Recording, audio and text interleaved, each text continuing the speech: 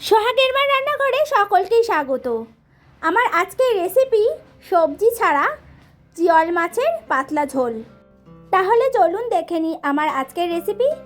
আমার আজকের রেসিপির জন্য আমি গোটা কয়েক জিওল মাছ নিয়েছি। এই মাছগুলি জ্যান্ত। আর নিয়েছিলাম গোটা দুয়েক কাঁচকলা। আর এই রেসিপিতে আমি মশলা হিসেবে দেব 1 চামচ আদা বাটা, 1 চামচ জিরে গোলমরিচ বাটা আর গোটা দুয়েক কাঁচা লঙ্কা। কাঁচকলাগুলোকে আমি এখানে লম্বা লম্বা করে কেটে নিয়েছি, যেমন ডাঁটা কাটে ঠিক সেই রকমভাবে। মাছগুলোকে আমি ভালো করে এখানে পরিষ্কার করে নিয়েছি। মাছগুলোকে আপনারা যখন পরিষ্কার করবেন ভালো করে নুন দিয়ে পরিষ্কার করে নেবেন।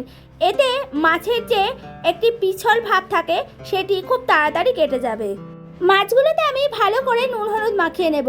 নুন হলুদ মাখানো হয়ে গেলে আমি ঠিক 5 থেকে 10 মিনিট মাছগুলোকে রেখে দেব, যাতে নুন মাছের মধ্যে ভালো করে ঢোকে।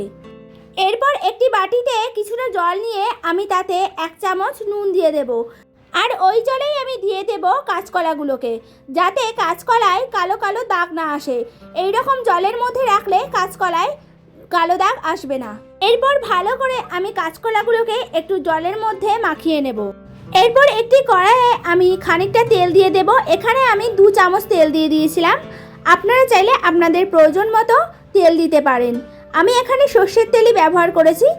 এরপর একে একে আমি মাছগুলোকে দিয়ে দেব। মাছগুলোকে আমি লাল লাল করে ভেজে নেব। খুব বেশি ভাজার প্রয়োজন নেই মাছগুলোকে। এই রেসিপিটি বাড়ির বড় থেকে ছোট প্রত্যেকেই খেতে পারবে।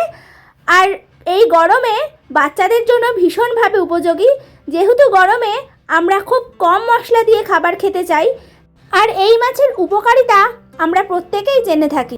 মাছটিকে আমি এপিট ওপিট করে দিয়েছি, যাতে মাছের 2 পিঠই ভালো করে ভাজা হয়ে যায়। আমার এখানে মাছটি ভালো করে ভাজা হয়ে গেছে। এরপর আমি একটি অন্য পাত্রে মাছগুলিকে নামিয়ে নেব। এরপর ওই কড়াইয়ে আমি খানিকটা তেল দিয়ে দেব গোটা দুয়েক তেজপাতা, 1 চা চামচ আদা বাটা, 1 চা চামচ গোলমরিচ জিরে বাটা আর দিয়ে দেব 2টি কাঁচা লঙ্কা আর কেটে নেওয়া কাঁচকলাগুলোকে। এরপর মশলার সঙ্গে কাঁচকলাগুলোকে আমি ভালো করে কষিয়ে নেব। ভালো করে কষানো হয়ে গেলে তাতে দিয়ে দেব 1 চা চামচ হলুদ আর কিছুটা পরিমাণ নুন। আপনারা আপনাদের স্বাদ অনুযায়ী নুন দেবেন। এই সময় গ্যাসের ফ্লেমটিকে মিডিয়াম টু হাই করে নেবেন। কলা আর মশলাটি ভালো করে কষানো হয়ে গেছে। এরপর আমি দিয়ে দেব কিছুটা জল।